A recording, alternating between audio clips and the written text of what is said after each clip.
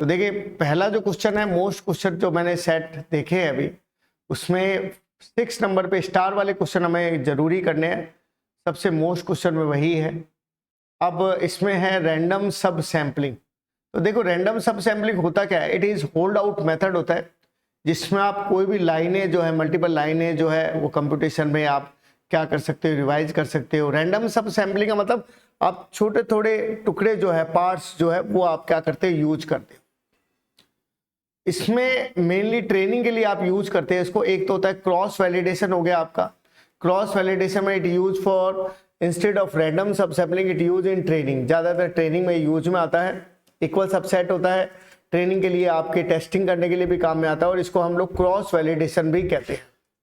अब क्या है, अगर हम लोग आगे जब डिस्कस करते हैं इसी चीज को तो क्या होता है, अब इसमें अगर हम आगे डिस्कस करते हैं तो ये जो है, अब इसके अंदर जो है आप जो है इक्वल सबसेट का यूज करते हैं। ढंग से देख ले आप, क्योंकि ये लास्ट है, आप इसी वीडियो को देख के ही आप लोग इसको कवर करेंगे। और ये एक पहला जो पॉइंट है उसमें एक्यूरेसी हो गया, रिकॉल हो गया। एक्यूरेसी का मतलब आप एक्यूरेट रिजल्ट होना चाहिए, एक्यूरेट डेटा होना चाहिए, तभी वो आपके यूज में आ सकता है। रिकॉल का मतलब ये होता है कि इवोल्यूशन जो है वो आप सही करेंगे, पॉजिटिव वैल्यू को ही सेलेक्ट करेंगे आप लोग, तब ये उसके अंदर क्या होगा, शामिल होगा। प्रिसिशन में डेटा एक्यूरेट होना चाहिए, क्योंकि आप अगर सुनेंगे तभी आपको ये याद रहेगा। ध्यान इधर दीजिए आप लोग ढंग से, और इससे एक ही बारी में डेटा माइनिंग आपकी हो जाएगी। नहीं तो बार बार याद करने से भी याद नहीं हो पाती, कई बार कंसेप्ट समझ में हमें नहीं आ पाता है। तो आप ये देख ले, लास्ट क्लास है हमारी डेटा माइनिंग, इसके बाद कोई क्लास नहीं रखेंगे हम। तो इसमें F1 स्कोर होगा, it use recall and precision, it use true negative data, मतलब नेगेटिव डेटा पे काम करता है, प्रिसिशन पे काम कर रहा है, इवोल्यूशन कर रहा है मैट्रिक्स का, और एक्यूरेट होना चाहिए। तो ये पहला जो मोस्ट क्वेश्चन जो आपने देखा कि रैंडम सब सैम्पलिंग अगर पेपर में आए तो आप जो है आपने देखा कि सर रैंडम सब सैम्पलिंग में हमें ये मैटर लिखना है। नेक्स्ट क्वेश्चन देखिए, बूट स्टेप क्या होता है। बूट स्टेप एक टेस्टिंग के लिए यूज में आप लोग लेते हैं, मैट्रिक्स होती है, ठीक है, और इसमें आप वैलिडेशन का यूज करते हैं। वैलिडेशन मतलब चेक करना क्या डेटा सही है, गलत है, ये सब चीजें आप उसमें देखते हैं। और इसमें आप रिपीट कर सकते हैं किसी भी एक से अधिक बार को। रिलेटेड होता है ट्रेनिंग से, it can prepare average, it divide training data in different parts. जो भी आपका ट्रेनिंग डेटा है उसको आप अलग अलग भागों में आप क्या कर सकते हैं, डिवाइड कर सकते हैं, कैलकुलेट कर सकते हैं।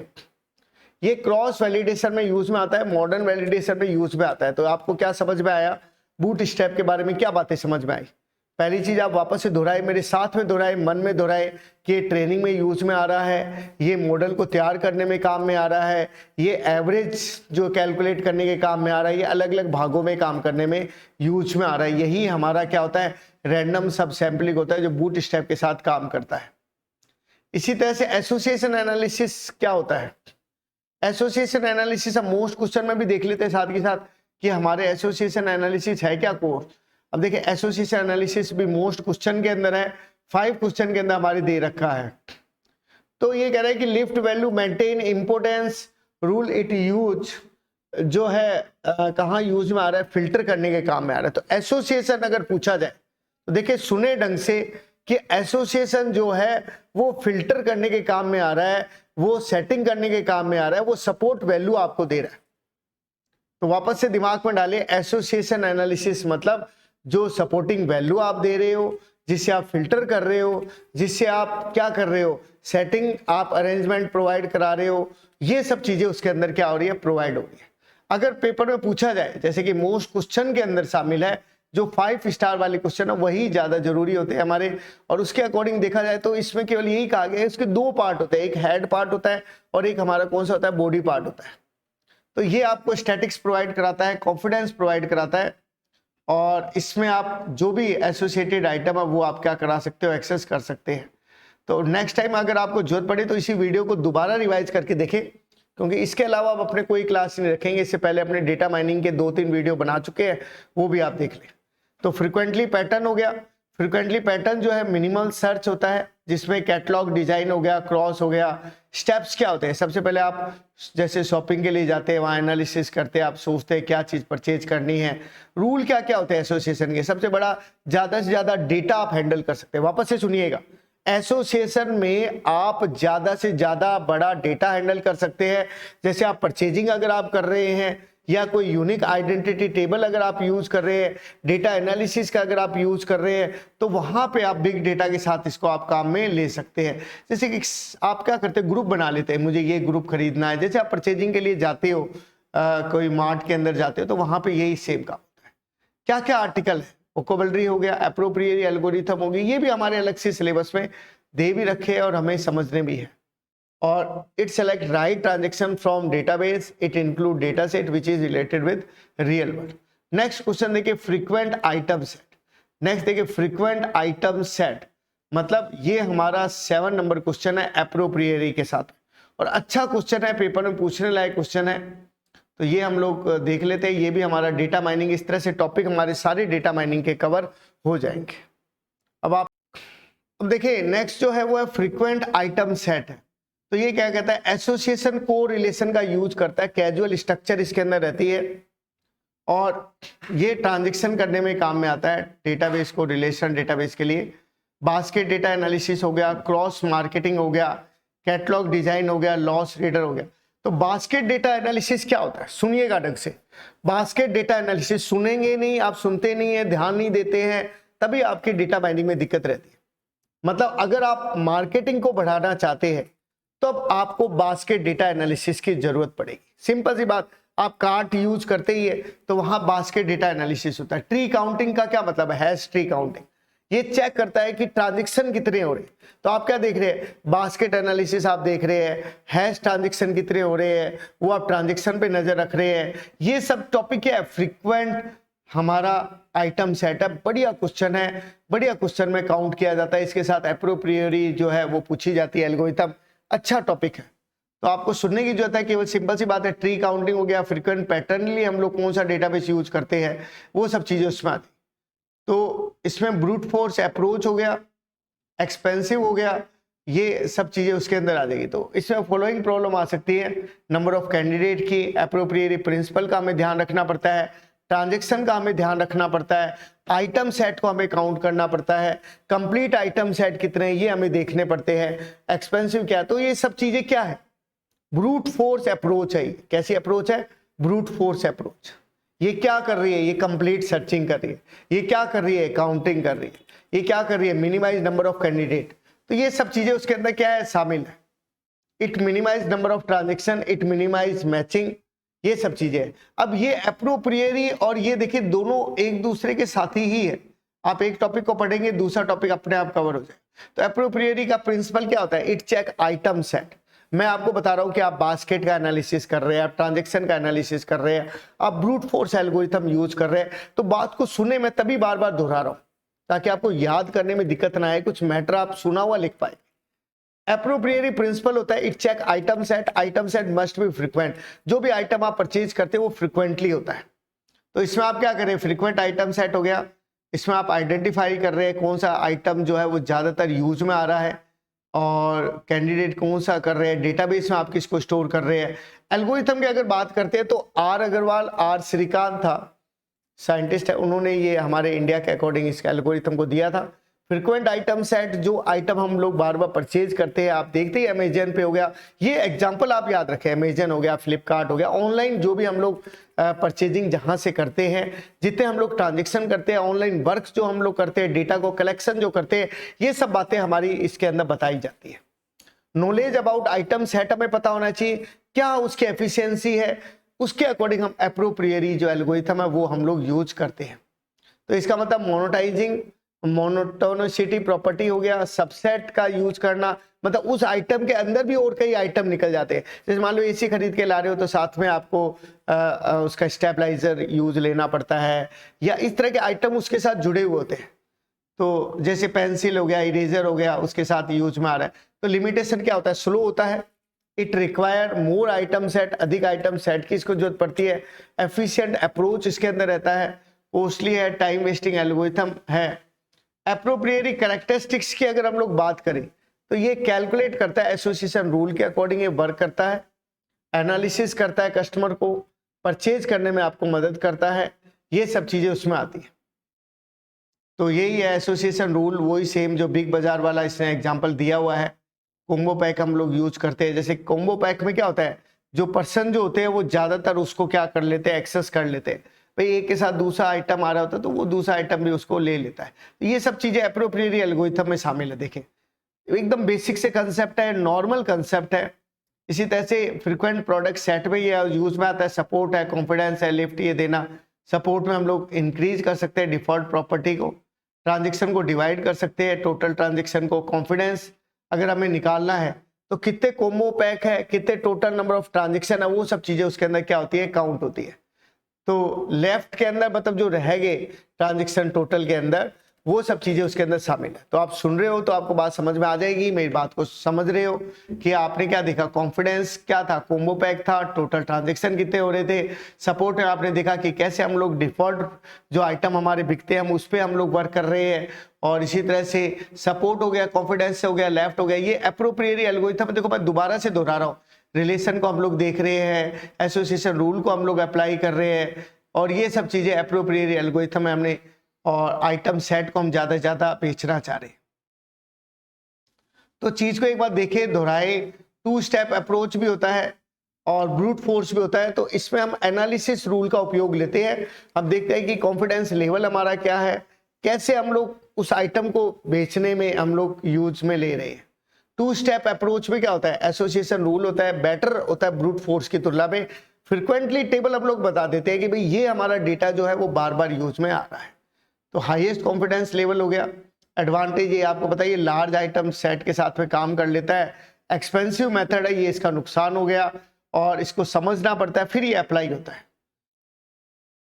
अब है एफपी ग्रोथ। अब देखिए हमारा नेक्स्ट क्वेश्चन भी एफपी ग्रोथ ही है, फिर हमारे 2 क्वेश्चन और बचेंगे। इससे पहले वाले जो क्वेश्चन जो है पेपर के हमारे, वो मैं पिछले वीडियो के अंदर बता चुका हूँ, और 2 वीडियो रिवाइज कर करके भी बताए हुए हैं। सिंपल राइटिंग में भी है, नॉर्मल राइटिंग में भी है, दोनों तरह से आपके पास अवेलेबल रहेंगे।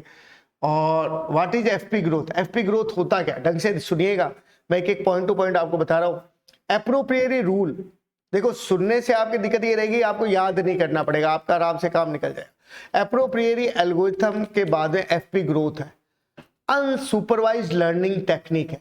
कौन सी लर्निंग टेक्निक हुई, अनसुपरवाइज्ड, मतलब सुपरविजन की उसको जरूरत नहीं है। कौन से के लिए, एफपी ग्रोथ के लिए। It is more profitable, profit को बढ़ाने के लिए काम में करता है। एप्रोप्रिएटरी एल्गोरिथम भी यही काम कर रही थी। तो ये 2 टॉपिक है जो कि मैंने सिलेबस में यहाँ शामिल भी किए हुए हैं। तो ये 2 टॉपिक थे। अभी एप्रोप्रिएटरी एल्गोरिथम में हम यही कर रहे थे, एफपी ग्रोथ में भी हम यही कर रहे थे। तो इसमें क्या होता है, मोर प्रॉफिटेबल होता है हमारे वेरिएबल और डेटाबेस के लिए बात है। देखो इसके अंदर वो सेम तीनों एल्गोरिथम शामिल है। एप्रोप्रिएटरी हो गया, इक्लेट हो गया, एफपी ग्रोथ हो गया। अब एफपी ग्रोथ में क्या होगा, फ्रीक्वेंट पैटर्न के लिए आप लोग बात करें, फ्रीक्वेंटली कौन कौन से आइटम हमारे इसके अंदर शामिल है, और एप्रोप्रिएटरी एल्गोरिथम को रिप्रेजेंट कर रहे हैं डेटाबेस को, और फ्रीक्वेंट पैटर्न का हम लोग क्या कर रहे हैं, यूज कर रहे हैं। तो एक तो मार्केट बास्केट एनालिसिस हो रहा है। बिग रिटेलर जो है, आप कहते हैं ना बिग बाजार है, जो रिटेलर जो है वो वाला वर्क जो है वो होलसेल के रूप में आपको उसको बोला जाता है मार्केट बास्केट एनालिसिस। मतलब एनालिसिस करना कि कौन से आइटम ज्यादातर परचेज किए जा रहे हैं। मेडिकल डायग्नोसिस हम लोग करते हैं, और ये हेल्पफुल होता है प्रॉफिटेबिलिटी को बढ़ाना, प्रॉफिट को हम लोग बढ़ाना चाहते हैं। तो पहला पॉइंट क्या हुआ, मार्केट बास्केट एनालिसिस हुआ, फिर प्रॉफिटेबिलिटी हुआ, फिर इसी तरह से आप सीक्वेंस का भी ध्यान रखते हैं कि क्या सीक्वेंस है, कैसे उसे सिंथेसिस करना है। तो आपने क्या क्या देखा, वापस से आप मेरे साथ में दोहरा के देखे, तब थोड़ा इंटरेस्ट भी आपका बनेगा और याद करने में भी आपको दिक्कत नहीं आई। क्योंकि आप इसको ऐसे सुनते हैं, सोचते हैं कि सुनने से याद हो, साथ साथ में दोहरा के देखे। एक तो पहला कौन सा है, मार्केट बास्केट एनालिसिस। दूसरा क्या है, मेडिकल डायग्नोसिस। तीसरा क्या है, प्रोटीन सीक्वेंस हो गया। ये सब चीजें उसमें आ गई। डिसएडवांटेज क्या है, कंडीशन जो है वो हम लोग देखते हैं, कितना रिपीट हो रहा है, उसके स्पीड का हम लोग ध्यान देते हैं। तो ये सब चीजें उसके अंदर है। एफपी एल्गोरिथम कैसे वर्क करती है, फास्ट होती है। एप्रोप्रिएटरी एल्गोरिथम चेक करती है डेटा सेट को और उसके स्कैनिंग फास्ट कर देती है। स्टेप्स देखें, सबसे पहले आप काउंट करेंगे नंबर ऑफ आइटम क्या है आपके, फिर आप क्या करेंगे, इंडिविजुअल उसके अक्रेंस को देखेंगे, और फिर आप देखेंगे कि उसका ट्रांजेक्शन कैसे किया जा सकता है। तो पहले अपने इतना डिस्कस कर लेते हैं, आपकी क्या कंडीशन है मुझे बताएं। अब देखिए क्लस्टर एनालिसिस क्या होता है, क्लस्टर एनालिसिस क्या होता है। देखिए मोस्ट क्वेश्चन के शामिल है क्लस्टर एनालिसिस। स्टार वाला पढ़ना है तो डेंसिटी बेस्ड और डीबी स्कैन हो गया।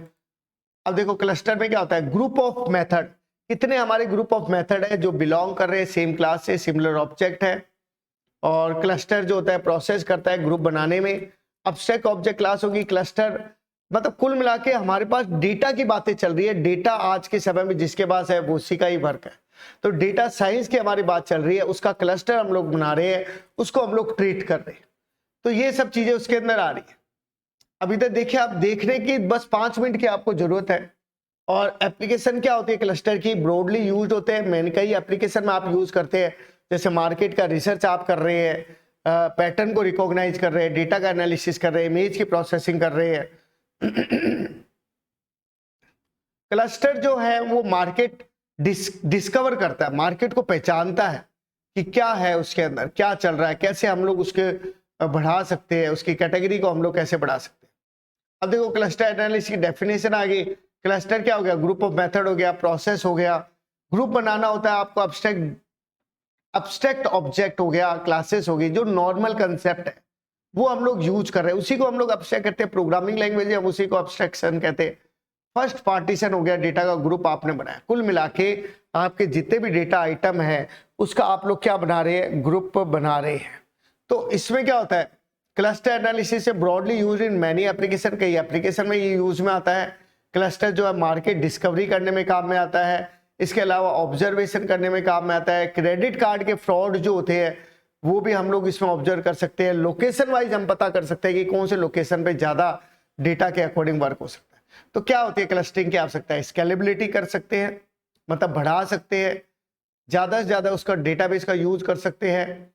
Ability to deal with different kinds of attribute.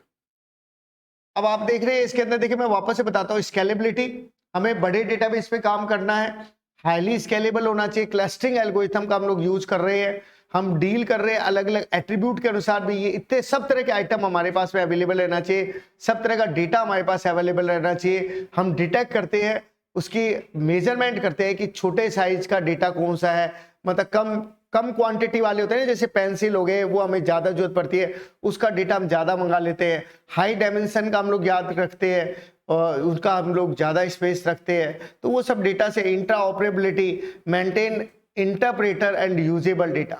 Clustering के मेथड क्या क्या हो गए, ये नाम हो गए, उसके अंदर हिरारिकल हो गया, डेंसिटी बेस्ड हो गया, ग्रिड बेस्ड हो गया, मॉडल बेस्ड हो गया। पार्टीशन में आप क्या करते हैं, आपका जो भी बड़ा डेटाबेस है उसको आप कई छोटे छोटे भागों में डिवाइड कर देते हैं। और भागों में डिवाइड करने के बाद जैसे आप क्लास में डिवाइड करते हैं ना, वैसे आप उसका क्या बना लेते हैं, ऑब्जेक्ट बना लेते हैं और एक ग्रुप बना लेते हैं। जैसे आप क्या करते हैं, क्लास लेते हैं, उस क्लास का एक मेथड बना के आप उसको एक्सेस करते हैं। हिरारिकल क्या होता है, एक का कई टुकड़ों में डिवाइड करना, वो आगे, उसी को तो हम लोग डीकम्पोजिशन कहते हैं। ध्यान दे रहे हैं, समझ में आ जाएगा। और उसके बाद में एग्लोमेट्रिक अप्रोच भी होता है, इसमें आप बॉटम अप अप्रोच होता है, नीचे से ऊपर की तरफ आप एक्सेस करते हैं, मर्ज कर सकते हैं आप, ऑब्जेक्ट का ग्रुप आप बना सकते हैं। डिवीजन अप्रोच भी होती है, start with same cluster, same cluster से आप लोग स्टार्ट कर सकते हैं, कंटिन्यूअस आप उसको बार बार यूज कर सकते हैं, ये सारे काम उसके अंदर कर सकते हैं। डेंसिटी बेस्ड भी होता है, इसमें आप क्लस्टर को बढ़ा सकते हैं, थ्रेशोल्ड को आप अवॉइड कर सकते हैं, ये सब चीजें उसके अंदर आती है। ग्रिड बेस्ड में आप डिवाइड कर सकते हैं, अलग अलग उसके ग्रुप बना सकते हैं, ग्रुप बना के उसको अलग अलग टुकड़ों में, पार्टीशन में आप उसको डिवाइड करते हैं। तो एडवांटेज क्या हुआ, फास्ट प्रोसेसिंग टाइम आपका हो गया, और डायमेंशन आप अलग अलग आप इसमें यूज कर सकते हैं। अब इसमें देखो अगला है मॉडल बेस्ड मेथड है। मॉडल बेस्ड का मतलब क्या होता है, सबसे बढ़िया से बढ़िया पाथ, बढ़िया से बढ़िया मॉडल अगर आप यूज करते हैं, डेंसिटी फंक्शन का अगर आप यूज करते हैं, तो ये सब चीजें उसके अंदर क्या होती है, डिस्ट्रीब्यूट आप करते हैं, वो सब चीजें। तो ये इनके नाम आप पॉइंट आप याद कर ले, पॉइंट आप याद कर ले, मैटर आपको समझ में अपने आप आ जाएगा। अब है नेक्स्ट जो पॉइंट है वो डीबी स्कैन है। डीबी स्कैन क्या होता है, देखिए लास्ट जो पॉइंट है जिसे डेंसिटी बेस्ड या डीबी स्कैन भी कहते हैं। क्लस्टरिंग एनालिसिस जो हम लोग कर रहे हैं, क्लस्टरिंग एनालिसिस के बारे में मैंने आपको बताया था, अलग अलग ग्रुप बना के आप लोग क्या कर रहे हैं, काम कर रहे हैं, आपके डेटा का ग्रुप आप लोग बना रहे हैं, उसको आप कई पॉइंट्स में क्या कर रहे हैं, डिवाइड कर रहे हैं। अब सिमिलर प्रॉपर्टीज के होते हैं। अब इसमें क्या होता है, के मीन्स हो गया, 2 पॉइंट के पीछे काम करेगा। ग्राफ का भी हम लोग यूज कर सकते हैं, अब सुनते जाए, ग्राफ का यूज कर रहे हैं, 2 पॉइंट्स के बीच में यूज कर रहे हैं। वापस से आप भी दोहरा ले, साथ के साथ मन में दोहरा ले, याद हो जाएगा, उसमें क्या दिक्कत है, समझ में आ जाएगा। डीबी स्कैन का मतलब डिस्टेंस, आप देखते हैं नियरेस्ट पॉइंट के बीच में क्या डिस्टेंस है वो आप देख लेंगे, कैलकुलेट करेंगे, क्लस्टर डेटा को उसका ग्रुप बना के आप लोग काम करेंगे, डेंसिटी के अकॉर्डिंग आप लोग काम करेंगे, ये सब चीजें। क्यों डीबी स्कैन यूज करें?